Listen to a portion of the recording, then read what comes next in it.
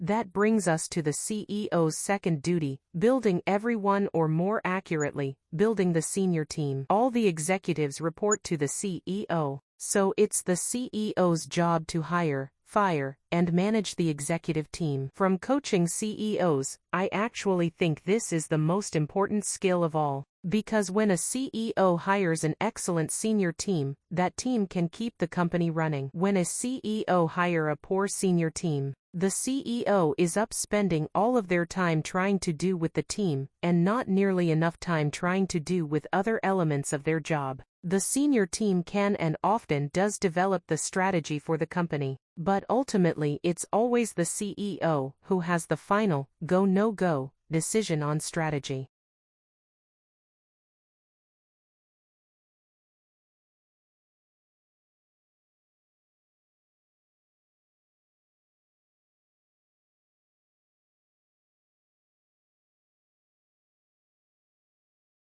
Doctors know a lot about prescribing medications. Take 2 brisk walks and call me in the morning. But for many patients, a light get moving plan might be just what the doctor should have ordered. Many of us aren't exactly in peak physical condition, but a large number of people are actually deconditioned. So says the Mayo Clinic's Michael Joyner in an essay in the Journal of Physiology. After surgery, illness, pregnancy, or extended inactivity for any reason, people might feel faint or fatigued when they try even mild exercise. These signs, Joyner argues, should be recognized by doctors not as symptoms that should be treated with drugs, but rather as a medical state of deconditioning that might be better helped with a gentle, guided exercise program. It might sound counterintuitive that fatigue can be beat back with exercise, but remember Newton, Isaac, not Fig. A body at rest stays at rest, and a body in motion needs to resist external forces acting upon it that might slow it down.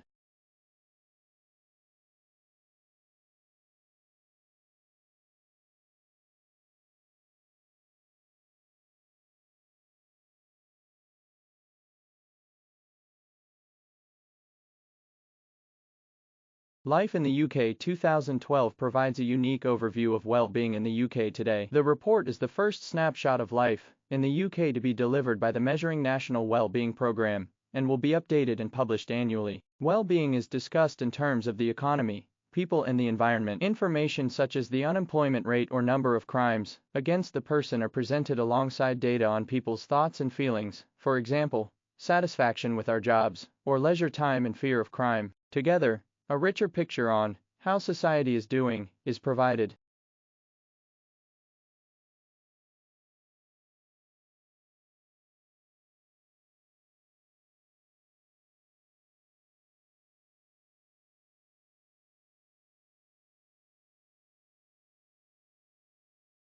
You might picture Neanderthals as cavemen gnawing on bones around a campfire.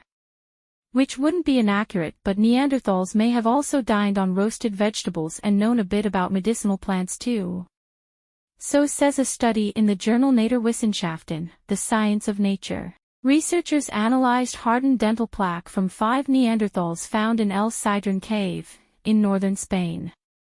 Yes, 50,000-year-old dental plaque. And they found a lot lurking between the teeth, like evidence of nuts, grasses and green veggies, chemical traces of wood smoke, and tiny, intact starch granules, proof Neanderthals ate their carbs.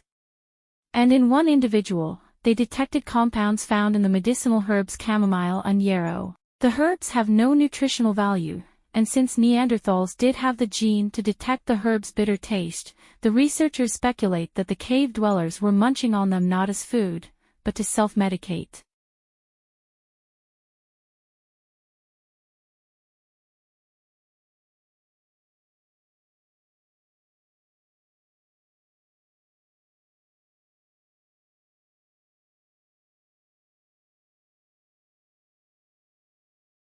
That is ultimately what may happen, but at the very beginning it could be that agriculture was developed because people wanted special status foods for feasting. That it was actually a social need. I mean, how much of what we do in our lives is generated by competition with others? And a lot of that is powered by desire for new things, new statuses, new whatever it might be. Respect, recognition also are important. And in small-scale societies a lot of those sorts of factors are generated by the ability to, for instance, throw feasts. One possibility is that some of these foods that were being grown were actually intended especially as feasting foods.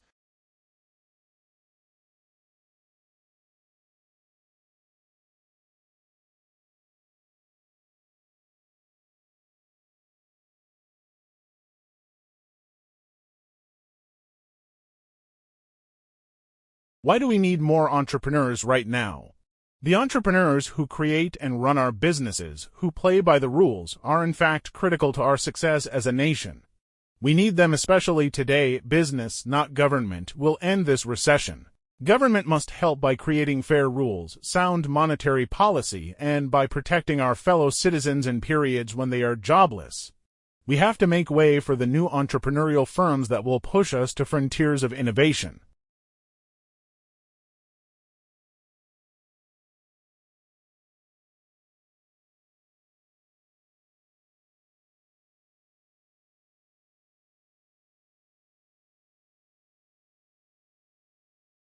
I would have guessed a Wild West performer was practicing with a bullwhip while also vacuuming.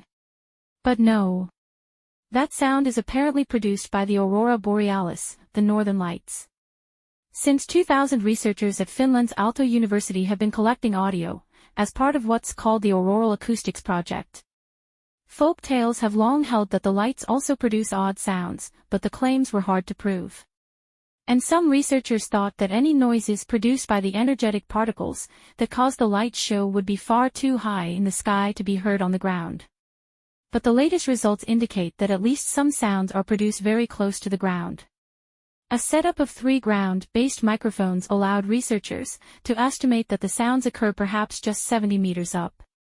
The results were just presented at the International Congress on Sound and Vibration in Vilnius, Lithuania. More information about the sounds of the northern lights could lead to a more complete understanding of the phenomenon, so if you see an aurora, keep your ears open.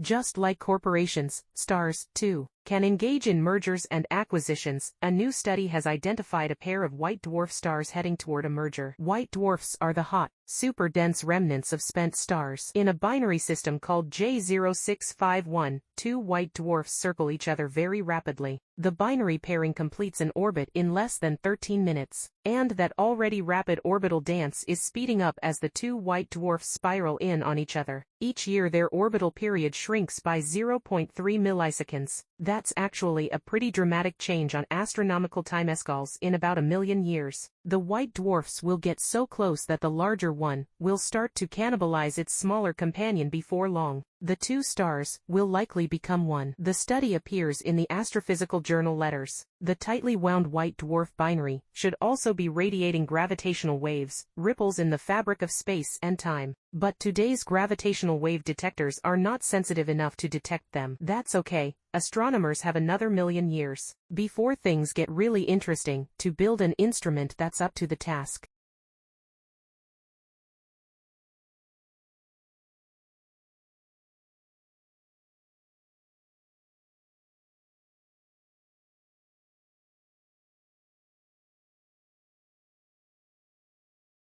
Scientists are looking for Earth-like planets around other stars, but one way to limit the search can be to figure out where an Earth-like planet cannot exist and eliminate those types of systems. In a new study, astronomers turned their attention to so-called hot Jupiters. These are Jupiter-sized planets that have an orbit of only about 3 days. The scientists looked at 63 hot Jupiters to see if they could find evidence for any nearby Earth-like planets. They found none, but it could be that the companion planets are too small in size or mass or just aren't detectable with the current techniques. So the researchers then turned to hot Neptunes and warm Jupiters. These are Jupiters with slightly longer orbits. They found only 2 potentials nearby planets among 222 hot Neptures, and of the 31 warm Jupiters, 5 showed evidences of a companion. The findings are in the Proceedings of the National Academy of Sciences. The current theory is that hot Jupiters formed and then migrated in towards their stars. The researchers say that the migration might have disrupted the formation of Earth-like planets. Good thing our Jupiter kept its cool.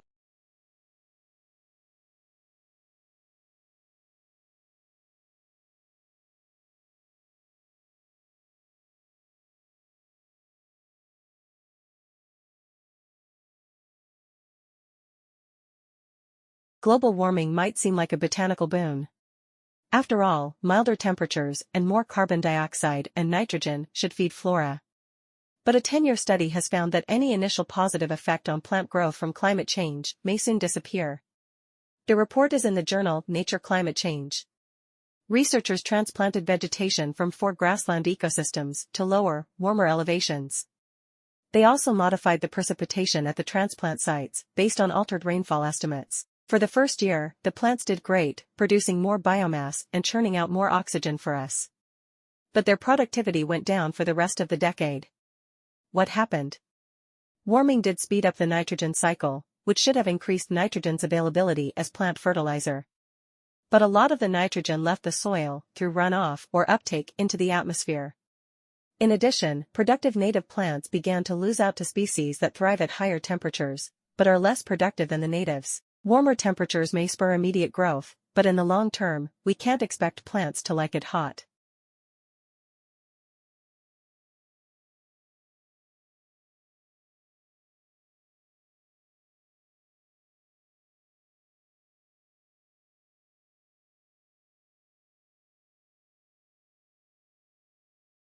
Squeeze the life out of their prey. But how does a boa know it snuffed out a rat? The snake listens for a heartbeat. When it stops, that's the cue to let go. According to a study in the journal Biology Letters, researchers outfitted rat cadavers with artificial beating hearts. They used dead rats to control for other signs of passing, like muscle spasms. Then they warmed up the rats, set the hearts pumping, and dangled them in front of hungry boas. The snakes attacked, and as long as that rat heart kept thumping, the boas kept tightening their coils and applying bursts of pressure, sometimes for more than 20 minutes. But as soon as scientists killed the heartbeat, the boas loosened up.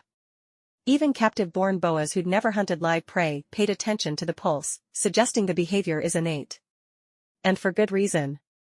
The authors say constriction takes a lot of energy. And it can be dangerous, say, if an enemy strikes while the snake's coiled around its quarry, but by following the telltale heart, boas can keep the pressure on just long enough. Before a relaxing meal.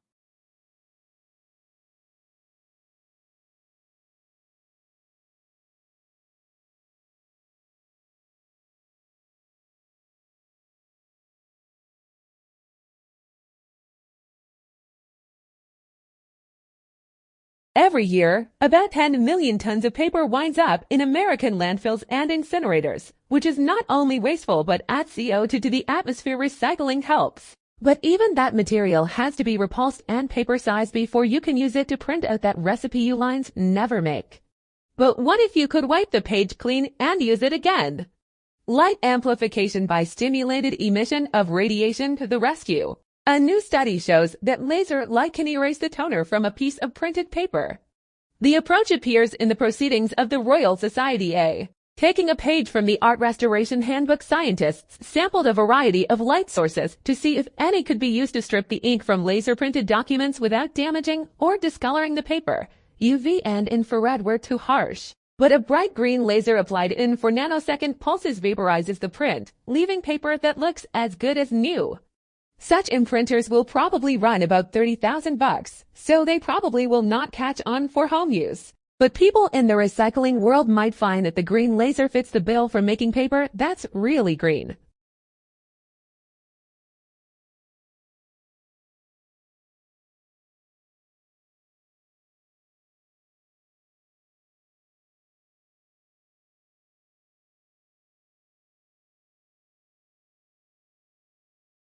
Lead in time is the amount of time that elapses between a business placing an order with a supplier for more stock or raw materials and the delivery of the goods to the business. Businesses want the lead time to be as short as possible so that they can meet their customer orders and minimize the time between paying for the stock and receiving the feedback from the customer. However, this may not happen due to a number of factors, such as delays in the supplier receiving the order or the breakdown of the supplier's lorries delivering the stock to the business.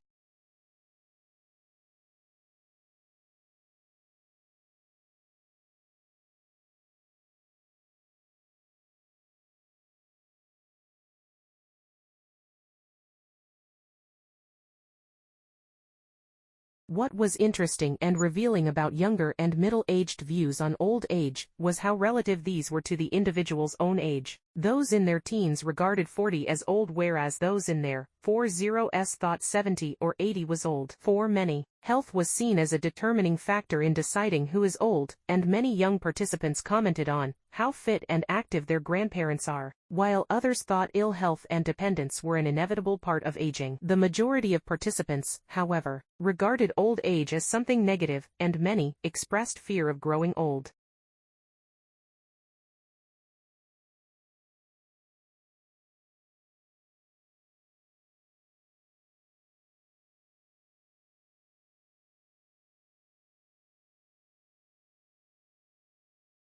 Good evening, ladies and gentlemen. My theme for this session is convergence, technology, change, and business practice. This is somewhat dear to my heart, in that I have spent much of the last 15 years involved in various aspects of technology and their impact on business, across a broad spectrum, from applications of signal processing in manufacture right through to the use of utilization data and diary applications to improve the time utilization of the sales force.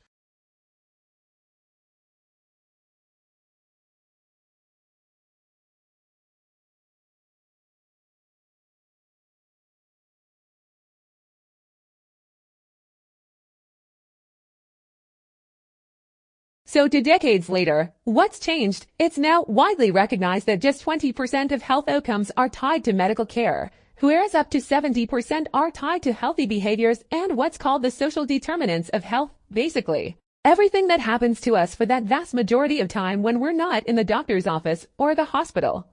Healthcare executives now routinely remind us that our zip code matters more than our genetic code.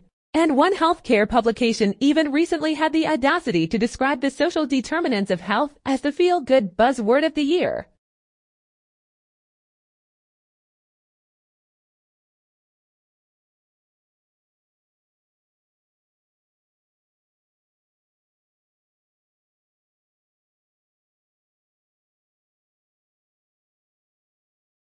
Adidas teamed up with an organization called Parley for the Oceans.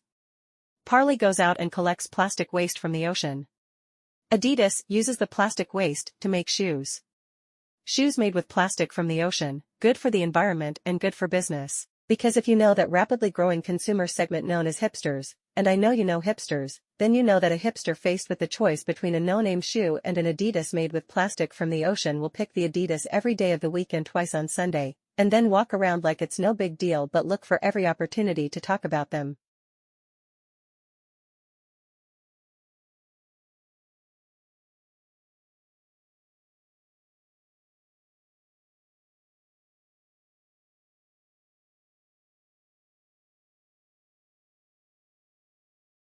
Millions of roses get handed out on Valentine's Day, but growing roses has an environmental impact worse than many other crops. Start with climate change. Most roses in the US and Europe are imported from warmer climes. All that flying and trucking adds thousands of metric tons of carbon dioxide to the atmosphere. Then there's all the water needed to, well, water the flowers, and the runoff fouled by copious quantities of pesticides needed to make the roses look perfect. There's also the wildlife and workers poisoned by all that fumigation. Add to that habitat destruction, where floral plantations displace native forest and wetlands. Finally, there's the refrigeration needed to keep those blooms fresh. The electricity is often produced by burning fossil fuels, and the refrigerant gases also exacerbate climate change. A more sustainable and, possibly, more romantic approach is to go with flowers certified by outfits like Veriflora, or even better, whatever flowers are in season locally. Of course, that's not much help for those of us in wintry climes. Maybe try writing a poem.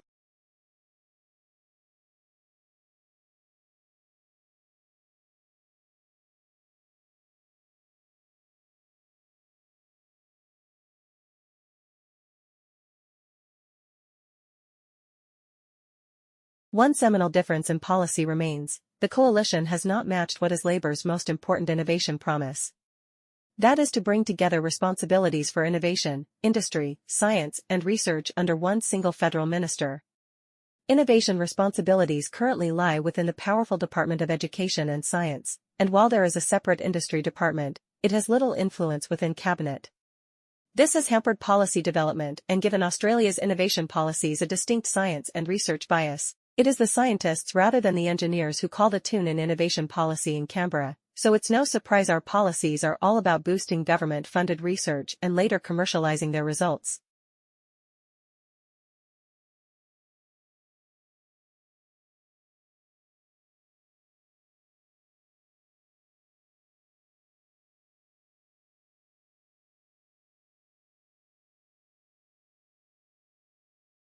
We've decided to adopt, just as a loose theme for the course, a biological theme so that you can see the connections between chemistry and biology and the things you might consider doing in the future. We want you to think about the molecules that are relevant to your body, the processes that occur in your body, the chemistry that's going on and how energy plays a role. And we've divided the course into 4 sections, and after each section there will be a midterm. The first one is about matter,